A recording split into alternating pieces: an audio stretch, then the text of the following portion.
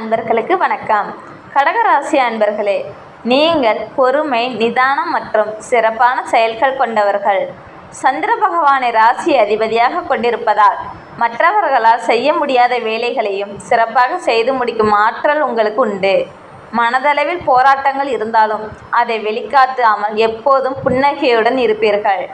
உங்கள் ராசி அதிபதி சந்திரன். சந்திரனின் அதிபதி சிவபெருமான் என்பதால் வெள்ளிக்கிழமைகளில் சிவபெருமான் வழிபாட்டை மேற்கொள்வது உங்களுக்கு நன்மைகளையும் முன்னேற்றத்தையும் தரும். ஓம் நமச்சிவாயா போற்றி என்று மனமுருகி வேண்டிக் கொள்வது உங்கள் கனவுகளை நனவாக்கும். குரு பகவான் உங்கள் ராசிக்குள்ளேயே உச்ச பலத்தில் இருக்கிறார். இவர் நவம்பர் 11ஆம் தேதி வரை வக்ரகதி அடையப் போகிறார். இது சிறப்பான யோகத்தை தரும் அமைப்பு. சனி பகவான் நீதிமானான சனி பகவான் நவம்பர் 28ஆம் தேதி வக்ர நிவர்த்தி அடையப் போகிறார். நீச்சபங்க ராஜயோகம். சூரியன் நீச்சமடைந்தாலும் இந்த மாத கிரக அமைப்பால் உங்களுக்கு நீச்சபங்க ராஜயோகம் உண்டாகிறது. லட்சுமி நாராயண யோகம். சுக்கிரன் மற்றும் புதன் கிரகங்களின் சேர்க்கையால் லட்சுமி நாராயணன் யோகம் உண்டாகிறது. யோக இணைப்பு. சூரியன் நவம்பர் 16க்கு பிறகு மற்றும் சுக்கிரன் நவம்பர் 26க்கு பிறகு செவ்வாயின் வீடான விருச்சக ராசிக்கு பெயர்ச்சியாகிறார்கள்.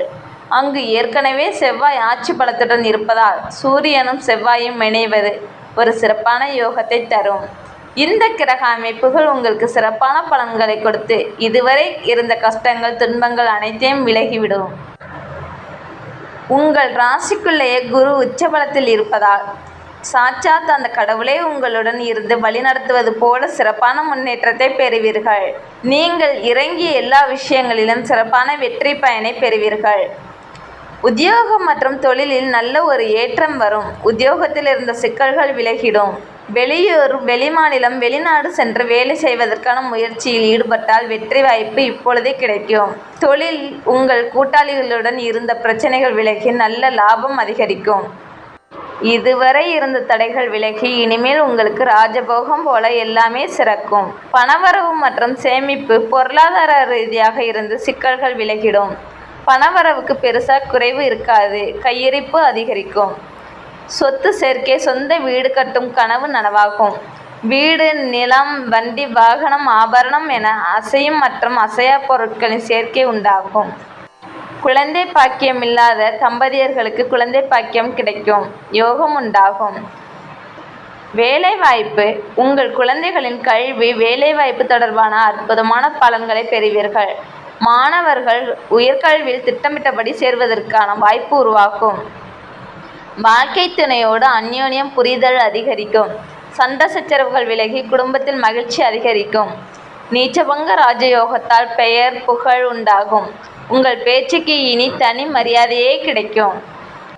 ஆரோக்கியத்தில் இருந்த பிரச்சனைகள் நீங்கும். கவனிக்க வேண்டிய விஷயங்கள்.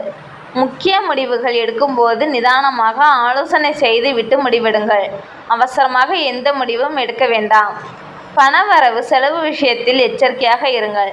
பண விஷயத்தில் 3வது நபரை கண்மூடித்தனமாக நம்பாதீங்க. செய்ய வேண்டிய வழிபாடு மற்றும் பரிகாரம்.